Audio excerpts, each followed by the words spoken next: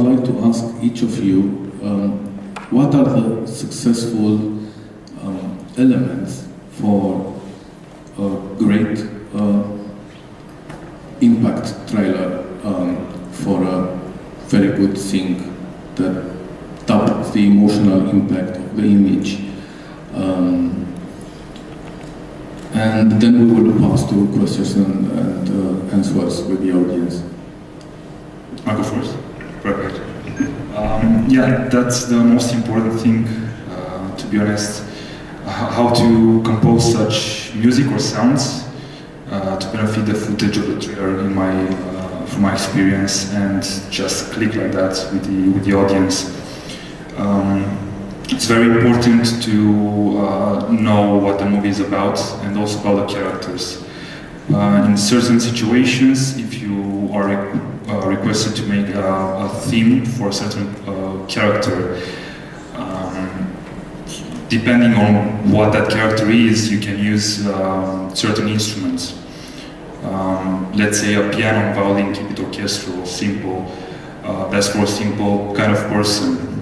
If it's, I don't know, RoboCop or Altered Carbon or whatever other TV show, you could go for something more with bass and more electronic, and depending on that character's strength in the TV show, you go for something more powerful, more booms and brass and all that, and just put on as much as possible. So it's very important to know the project you're working on. So that's why I'm always trying to talk with the music supervisor to give me as much detail of the movie or the characters.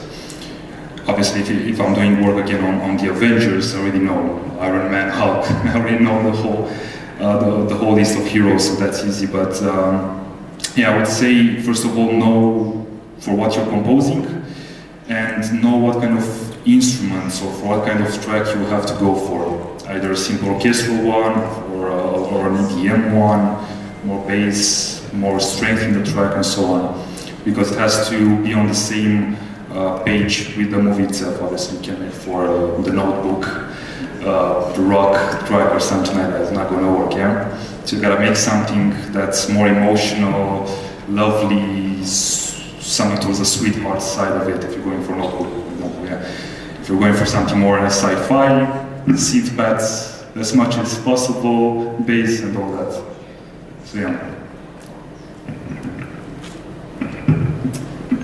If you go on my Twitter account, which is just my surname, @Pursehouse, I've tweeted a link to a blog I've written called 9 Steps to Land a Sync Deal, which covers absolutely everything from getting your music ready, to knowing about your copyrights, to getting instrumentals ready, to how to deliver to music supervisors, to how to approach music supervisors, to how to do a license properly, etc.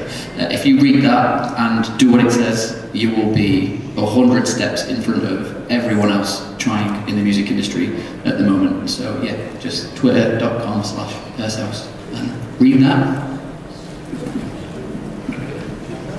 I'm not sure I picked up the question right. What did you ask? The question is,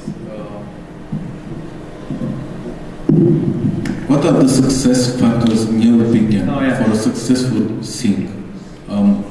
Yeah, to know, I think, from my perspective, is to know the gatekeepers. For example, in the US or in the UK, you have music supervisors who are the gatekeepers, and you cannot talk to a director, or very rarely.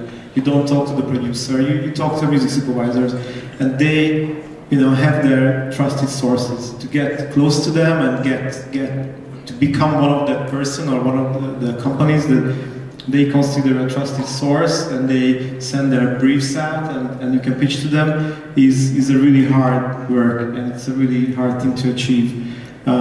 When it goes to other parts of the world, in Europe or in Asia or elsewhere, it's less clear, like who's making those decisions, who's making the decision, like which song is gonna be on the project. Sometimes it's it's a cliche, but it really is the client's daughter or something. Sometimes it gets down to that, and it's really hard to find those people. and most often than not, it's not even one person, but it's like a community decision from the client, from the director, from the production house. So it's a very fine line and the sweet spot that you have to find basically with the song, and that's a lot of the times is a mystery. Successful film score. You really need to avoid cliches. I think that's the number one to stand out somehow, and also you have to really connect with the actual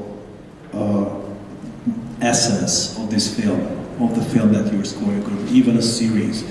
And that's when you can only create, that's the only situation where you can create a piece of music that so deeply resonates with the audience that they will not be awed by the notes, but really by the spiritual meaning of the score and of the music, and it really grabs everybody from down and from within. And this is a lot of conceptualization. I very, very carefully think about my scores before writing one single note.